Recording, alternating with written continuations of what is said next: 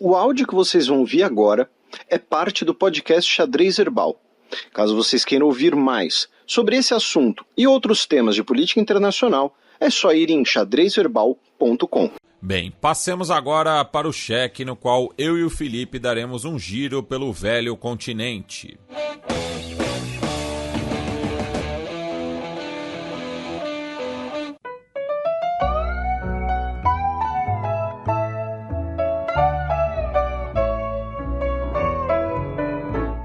Cheque.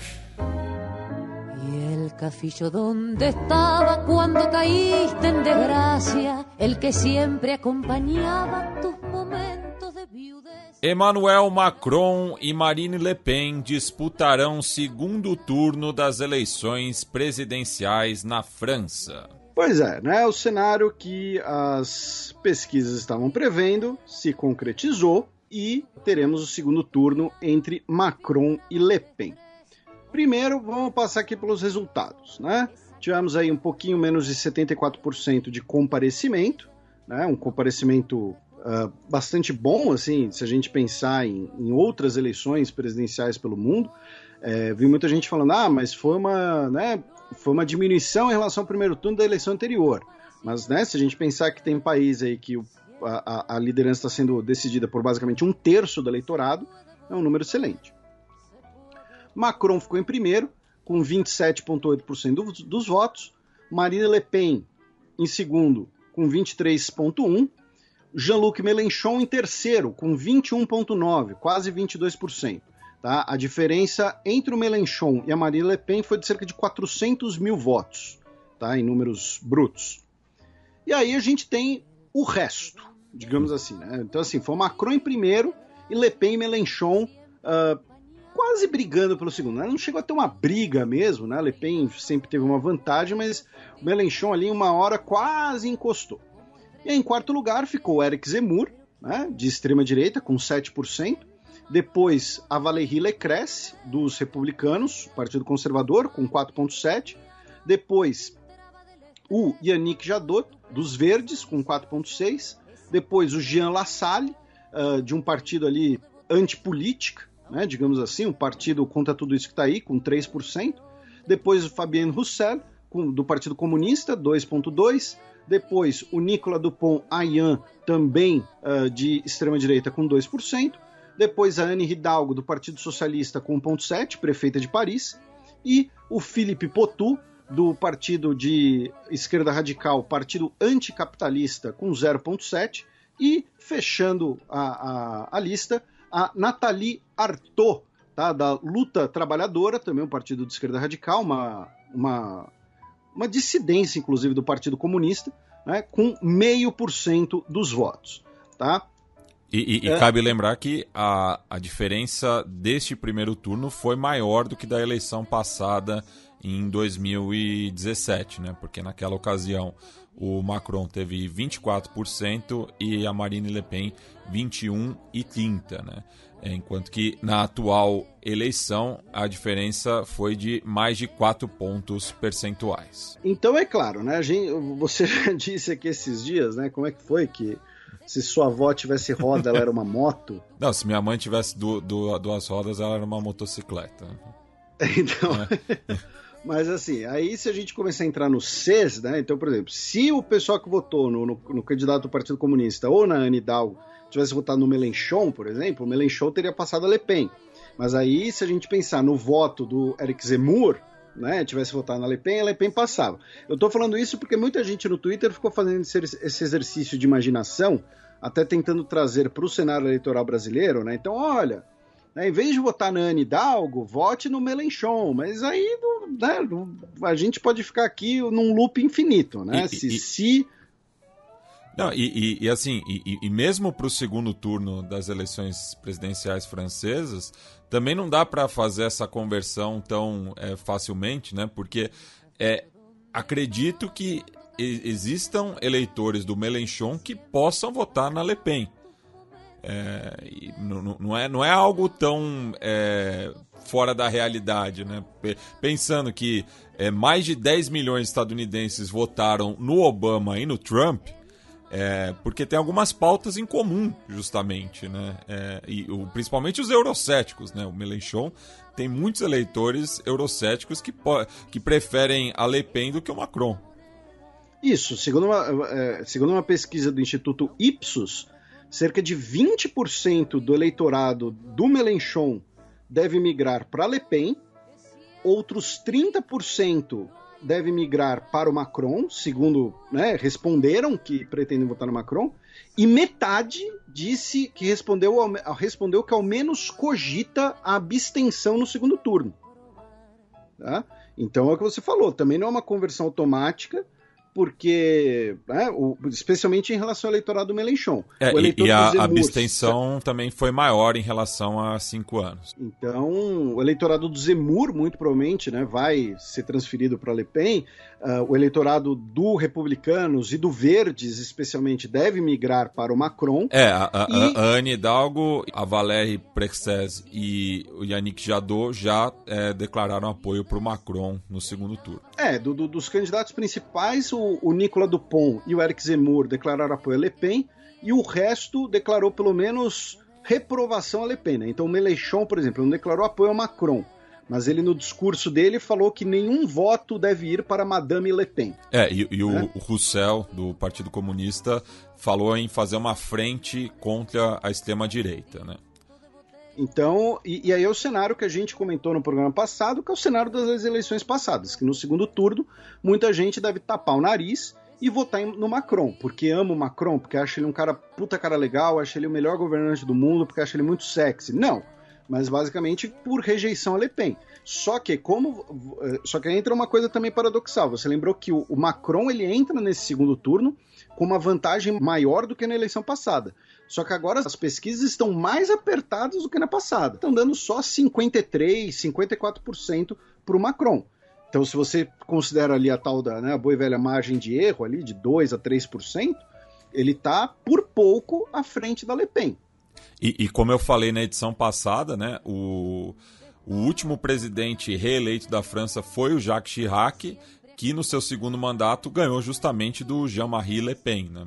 Numa eleição também muito de rechaço do que de aprovação ao seu governo.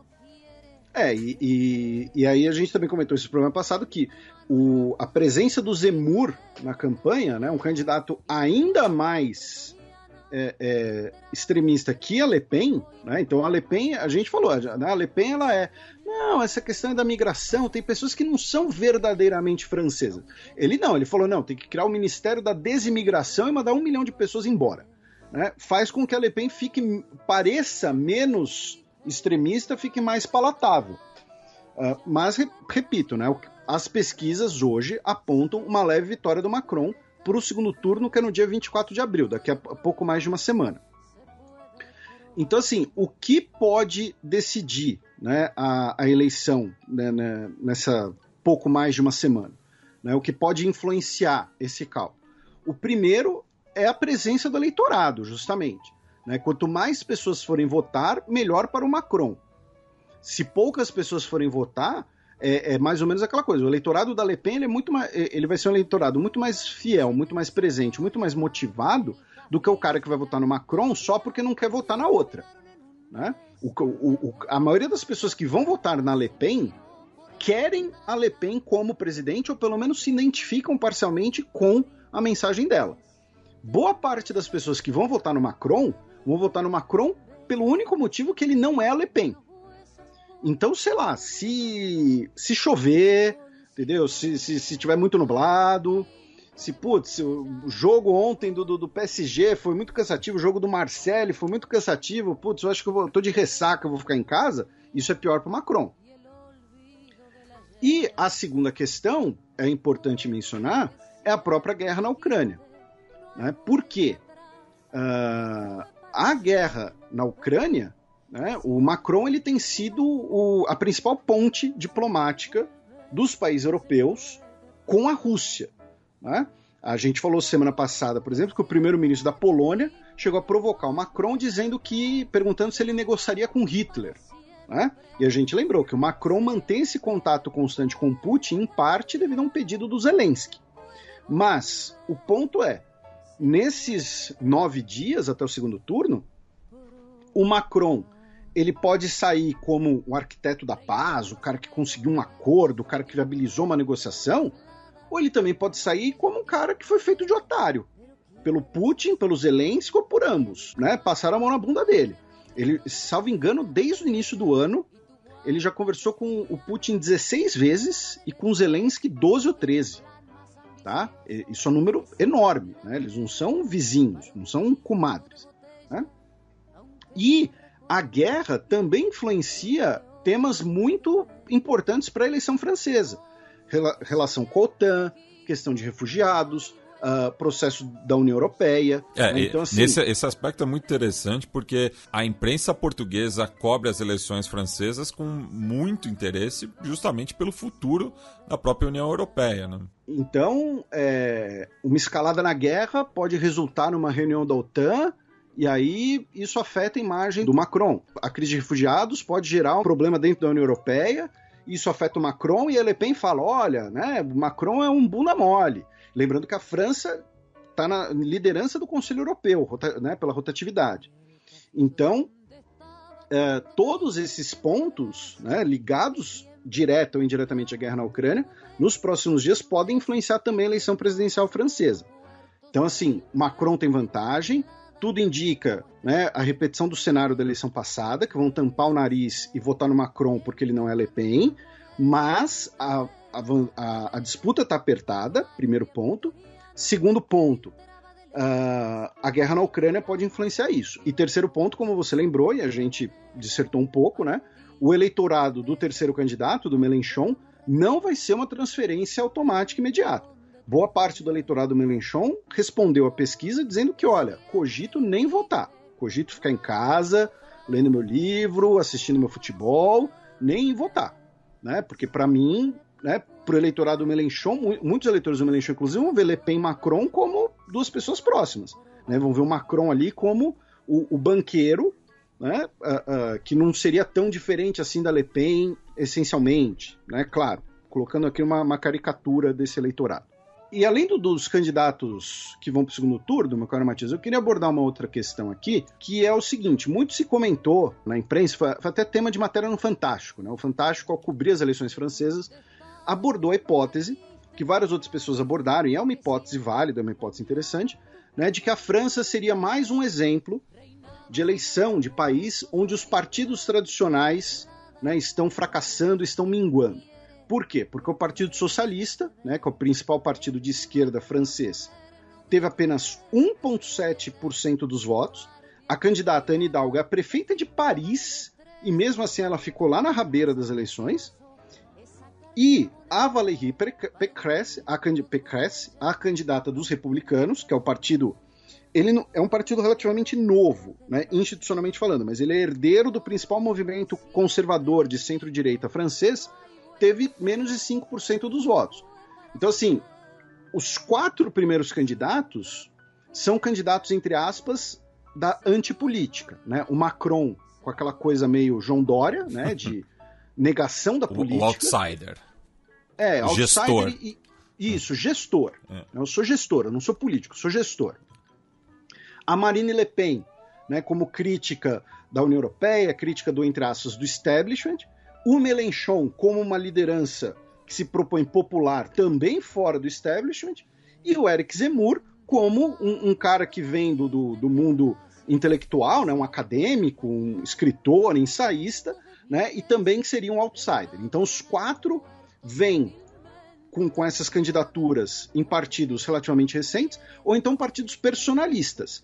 Né? O partido do Macron é o partido do Macron. O En Marche, ele é um partido que foi criado basicamente para viabilizar o governo Macron. Né? É o partido do Macron, é a bandeira deles. Ao mesmo tempo, então assim, é uma perspectiva válida, é uma perspectiva interessante, é importante citar esse fenômeno, né, da antipolítica que ganha muita força, especialmente em 2008, né? Então você negar o jogo político em prol dessa visão da gerência, né, ou então do outsider, a falta de representatividade dos partidos políticos. Mas no caso específico francês, tem uma coisa que eu acho muito interessante de mencionar, que a gente mencionou, que a gente cobriu, a gente repercutiu aqui ano passado as eleições regionais francesas, né? E das 18 regiões francesas, que seriam os estados franceses, né? Dessas 18 regiões, 15 são governadas ou pela coalizão do Partido Socialista ou pela coalizão dos republicanos. O Em Marcha do Macron, ele só governa Guadalupe. O Reunião Nacional da Marine Le Pen, que é no Caribe, e o Reunião Nacional da Marine Le Pen não governa nenhuma região francesa. Então, os partidos tradicionais franceses, eles têm capilaridade, eles têm presença, domínio na máquina pública, eles têm coalizões fortes, têm atuação regional. Qual é a diferença, então? Porque são partidos de fato. Isso, são partidos de fato, né? É o partido do Macron, o partido da Le Pen, o partido do Zemmour. Qual é a diferença, então? Que na eleição regional, só 35% dos eleitores compareceram. O comparecimento da eleição presidencial foi mais que o dobro. Por quê? Por causa disso que a gente estava falando agora há pouco. As principais pautas na França hoje são pautas nacionais. União Europeia, OTAN, a reforma trabalhista do Macron, que o Mélenchon é contra, é uma das principais plataformas do Mélenchon, questões de estado de segurança, de bem-estar social, questão de imigração. Então, essas são pautas nacionais. Então, o eleitorado se sente muito mais compelido. Agora, o que é mais provável, o que é mais fácil, digamos assim? O Partido Socialista, os republicanos, que governam várias regiões, ou seja, a esmagadora maioria dos franceses, no seu cotidiano, é governado por um desses dois partidos. Então, o que é mais provável? Um desses dois partidos se renovarem, encontrarem novas lideranças com essa capilaridade, ou Le Pen, Macron, Zemmour, quem for, criar um partido funcional ao seu redor e que não seja uma mera plataforma em nome da candidatura personalista. Comparando, é um pouco o que acontece com o Bolsonaro aqui no Brasil. O Bolsonaro não conseguiu criar o partido dele. O Bolsonaro, antes da última eleição, né, ele sempre pulou de galho em galho, né, foi de vários partidos na sua carreira. A maioria do Centrão. Aí, antes da eleição de 2018, ele basicamente fez ali um leilão do passe dele, foi parar no PSL, e agora vai concorrer à presidência pelo PL. Por quê? Porque ele não tem um partido dele. A candidatura do Bolsonaro é Bolsonaro. Então, assim, a mesma coisa quando a gente fala dessas candidaturas personalistas, de Macron, de Le Pen. Então, os partidos tradicionais franceses tomaram um pau nas eleições presidenciais? Sim. Isso quer dizer que eles estão minguando, que eles estão sumindo? Não. Pelo contrário, quando a gente olha para as outras instituições francesas, eles são muito mais presentes. E quando a gente falou disso ano passado, é curioso. Eu vou parecer o babaca levantando a plaquinha, né, do avisei, mas não é essa a intenção. Mas na época a gente falou o vetor contrário. A gente falou, olha, a Le Pen tomou um pau na eleição regional, mas isso não quer dizer que ela é carta fora do baralho na eleição nacional. Eu falei isso no programa e escrevi isso na coluna na Gazeta. E foi o que aconteceu. O Frente Nacional, a Reunião Nacional, não governa nenhuma região, mas vai para o segundo turno da eleição presidencial. Porque são ambientes diferentes, pautas diferentes. Então, eu só queria tocar nesse aspecto, porque, repito, foi tema até de coisa no Fantástico, né, dizendo, os partidos tradicionais franceses tomaram um pau e tudo mais, só que a coisa não tem um outro olhar, né, tem uma outra questão. Né, é muito possível, né, é muito mais fácil que esses grandes partidos se renovem e eventualmente consigam atingir outros eleitores, do que o Em Marcha virar alguma coisa que não seja o apêndice do Macron, né, que não seja o pilar de sustentação do Macron.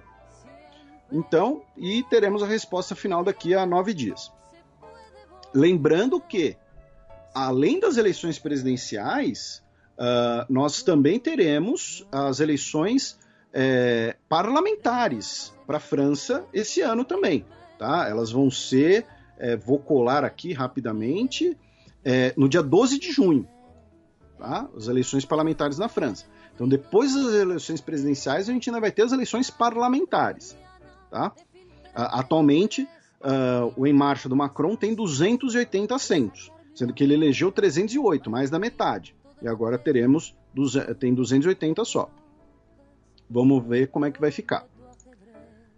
Da França, antes da gente ir para o Reino Unido, nós vamos rapidamente passar pela Alemanha, já que hoje as autoridades alemãs anunciaram a prisão de 4 integrantes de um grupo neonazista que pretendia sequestrar o ministro da Saúde, o Karl Lauterbach, do Partido Social Democrata, em protesto às medidas sanitárias contra a Covid. Tá? O grupo se chama Reichsbürger, tá? Cidadãos do Reich, né? E queriam sequestrar, né, o atual ministro da Saúde da Alemanha. E as autoridades policiais anunciaram a prisão desses 4 integrantes. Da Alemanha nós vamos para o Reino Unido, né, com várias notícias, né, mas uma delas mais importante, né, de ontem, inclusive. Mas começando pelo fato de que no início da semana, o Boris Johnson, a sua esposa e o seu secretário de Finanças, Rishi Sunak, foram multados pelas festinhas durante o lockdown. Tá? A Polícia Metropolitana, né, multou os 3 pelas festinhas. A multa foi de 50 libras. Não é exatamente, né? Assim, quando a gente converte para o real, né, dá 300 conto. Mais até, eu acho. Mas assim, eu imagino que para o Boris Johnson, 50 quid, né, não é tanta coisa assim. Enfim. É troco, né? Mas é a primeira vez que um premier é multado no cargo pelas autoridades metropolitanas. A questão simbólica é muito maior do que a pecuniária. Isso, né? A questão na coluna aberta eu falei, inclusive, da visita dele à Ucrânia, né? Quando ele passeou pelas ruas e tal, segurou lá o galo de cerâmica, né? Do lado do Zelensky, enfim, recebeu de presente, né? De um cidadão ucraniano. Mas é a questão simbólica, né? Lembrando que antes da guerra na Ucrânia, ele tinha vários parlamentares conservadores pedindo a troca do comando, né? A guerra na Ucrânia ajudou muito, proporcionou, né? Deu uma oportunidade para Boris Johnson fortalecer a imagem dele fora dos escândalos do Partygate. E você viu a fala do ator Dan Stevens, que ficou mais conhecido por participar de Dalton Webb, que estava participando de um programa de entretenimento da BBC, o One Show. Ele estava falando, né, sobre um projeto que ele está envolvido num filme sobre o Richard Nixon. E ele fala, o que você tem é um criminoso que foi um líder que estava enrolado numa guerra bagunçada e que acabou sendo enredado num escândalo estúpido e cercado, né, por idiotas ambiciosos, e que ele devia renunciar. Ah, não, eu tô falando do Boris Johnson. E outras 2 notícias, né, no Reino Unido, no setor criminal. Uma delas foi que o assassino do parlamentar conservador David Ames, o Ali Harbi Ali, de 26 anos, o cidadão britânico de ascendência somali, foi declarado culpado pelo assassinato e foi condenado à prisão perpétua. Tá? A gente falou do assassinato do parlamentar do ano passado, né, em outubro. E o parlamentar Iran Ahmad Khan, tá? Um nome bem próximo do premier, do ex-premier do Paquistão, né? Ele é do Partido Conservador, integrante do parlamentar, né? Integrante do parlamento, e ele foi condenado pelo assédio sexual de um garoto de 15 anos de idade. Tá? Ele ainda não foi sentenciado, porém ele foi condenado, né, já foi condenado, ainda não recebeu a sentença. Logo depois da sentença, o Partido Conservador expulsou ele do partido, e o advogado do Iran Ahmad Khan afirmou que vai apelar da expulsão do partido. Tá? E aí, talvez a principal notícia, né, em relação ao Reino Unido dessa semana veio numa declaração do Boris Johnson, o primeiro-ministro, numa entrevista coletiva, que ele anunciou, né, uma nova política de imigração, incluindo aí um convênio com o governo de Ruanda, né? Ruanda, que fica na África, né? Como os nossos ouvintes devem saber. Que era uma ex-colônia francesa, mas que faz parte do Commonwealth desde 2009. E que fica a 7.000 quilômetros do Reino Unido, também tem esse detalhe, né? Via esse convênio, o que acontece? Pessoas que tentarem entrar de maneira irregular no Reino Unido, inclusive buscando asilo, tá? Buscando refúgio. Asilo e refúgio são coisas diferentes, tá? Mas buscando refúgio, ou seja, não apenas imigrantes, mas pessoas buscando refúgio, e que estejam em situação irregular, serão enviadas para, entre aspas, processamento em Ruanda.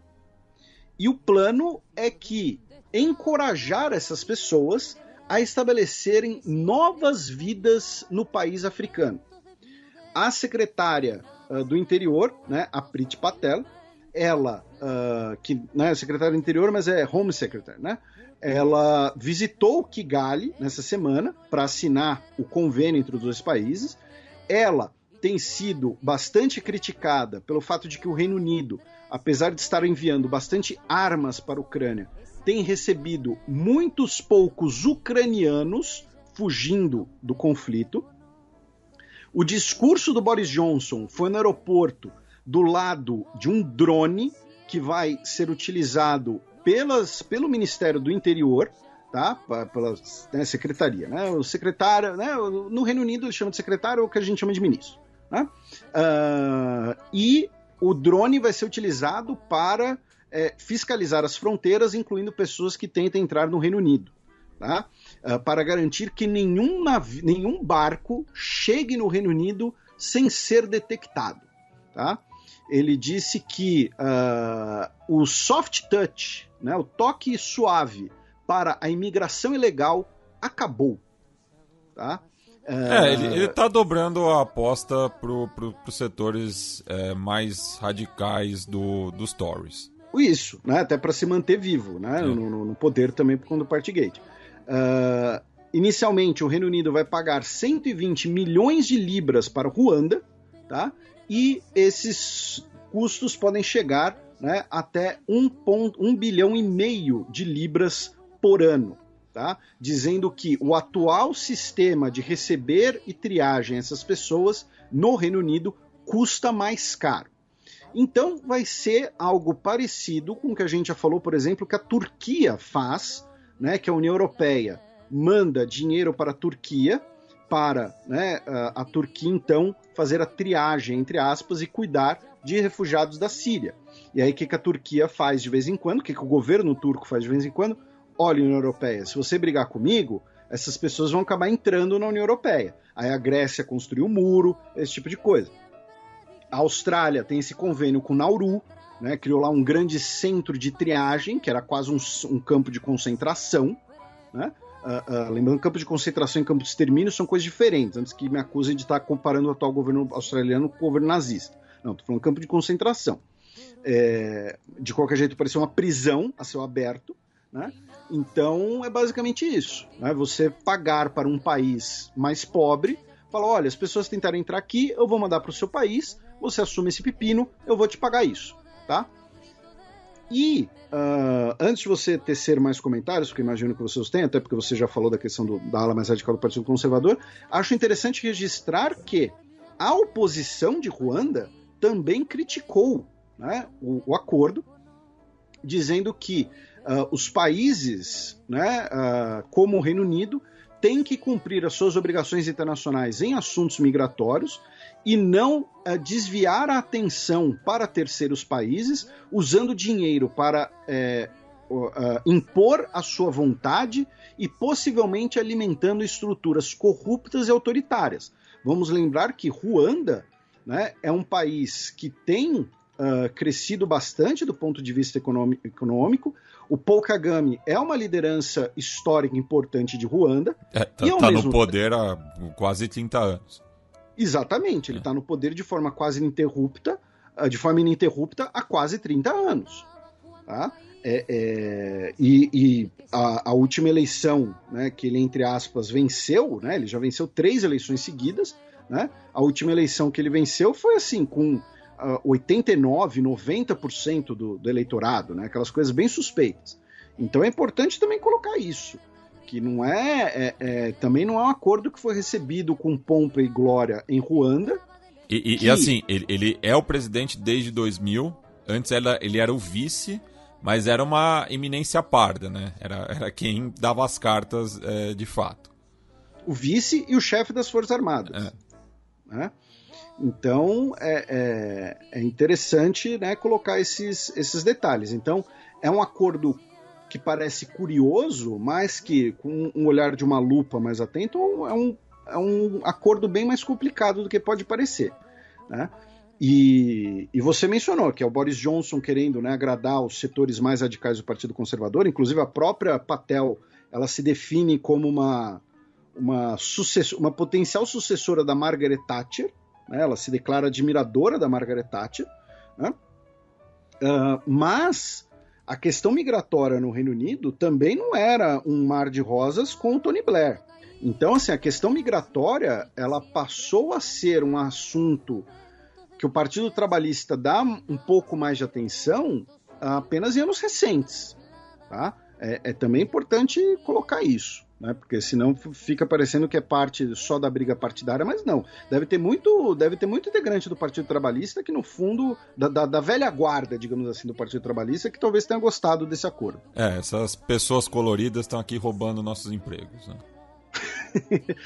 Como eu disse, talvez o pessoal ali do Tony Blair, né? Aquela galera ali. Pessoal do norte lá, né? Hoje nós temos outras lideranças trabalhistas, também não quero ser injusto nem nada, mas também não vamos pintar de cor-de-rosa. E falando em Ruanda... Eu falei, né, sobre o norte porque o sul tende a ser mais cosmopolita, né, nesse aspecto. E falando, né, de uma notícia envolvendo a Europa Ocidental com a África Central, o Jean-Claude Van Damme, né, ele mesmo, recebeu um passaporte diplomático do presidente Félix Tshisekedi da República Democrática do Congo para promover o setor de mineração, né? Então tem que ficar com o pé bem atrás, né, com um belga voltando ao antigo Congo, ainda mais relacionado com a mineração, e de origem nobre, né? Porque Van Damme é um sobrenome de origem nobre na Bélgica, e quem compartilhou essa notícia foi a gurizada braba do Ponta de Lança, que é um pool de podcasts afrocentrados, então ouçam, né, principalmente o África em Pauta, que é o que trata mais do noticiário político no continente mãe. Fica aqui um abraço para todo o pessoal que compõe ali o PDL. E antes da gente fechar esse bloco, né, a gente estava no Reino Unido, só para constar, né, que alguns dos nossos ouvintes pediram para a gente, de alguma maneira, retomar aquela brincadeira que a gente fazia, aquele prêmio sarcástico para a barrigada da semana em política internacional, já que a Folha de São Paulo publicou, né, o obituário da Rainha Elizabeth II do Reino Unido. Aí vamos explicar até um pouco pro pessoal, né, que assim, todo grande veículo de imprensa ele tem vários obituários prontos, né, de grandes celebridades, de chefes de Estado, pessoas que já estejam relativamente próximos do fim da sua vida natural, né? Só que em vez de clicar em salvar rascunho, né, alguém clicou ali por engano em publicar, a internet não perdoou, já tirou um monte de print, né, com todos ali os XXXX para serem completados ali em cima da hora. E vamos lembrar que a gente já comentou aqui no programa, né, que até pelas funções, né, de Estado, né, todo o protocolo, né, de quando, né, a rainha eventualmente cumprir o rumo natural da sua vida, já está pronto há décadas, né, que é a Operation London Bridge, né, que é todos os procedimentos que vão ser adotados quando eventualmente ela falecer, né? Então, assim, muita gente tirou sarro, pegou no pé, mas eu acho que teve até algumas coisas meio exageradas, Porque, e aí talvez seja isso, né? Algumas pessoas não saibam, mas assim, então pessoas como Rainha Elizabeth, Pelé, infelizmente, enfim, vários veículos de comunicação têm obituários dessas pessoas prontos. Tem um caso famoso, né? Que teve um obituário do Oscar Niemeyer que a pessoa que começou a escrever o obituário morreu antes dele. Essa eu não conhecia. Mas, de qualquer jeito, fica aí o registro da pequena barrigada. E falando em Folha de São Paulo, né, a Juliana Miranda, da Folha de São Paulo, que escreve, né, sobre Portugal, né, na Folha, ela comentou que a Universidade do Porto, né, está concluindo o processo de demissão do professor Pedro Cosme da Costa Vieira, da Faculdade de Economia, por diversas declarações xenófobas dele, especialmente contra brasileiras, alunas brasileiras, tá? Dizendo que as mulheres brasileiras são uma mercadoria, né? Por exemplo. Então, estão terminando aí o processo de expulsão dele. E a faculdade, né, a Universidade do Porto, que é uma universidade, além de muito tradicional, também costuma receber muitos alunos brasileiros. Principalmente de educação física, né? Um abraço para o nosso grande amigo Charles Augusto, o Abobrão. Mas foi no Porto, não foi em Coimbra? Não, o Charles foi no Porto. Ah, tá. Porque o Departamento de Educação Física de lá é referência.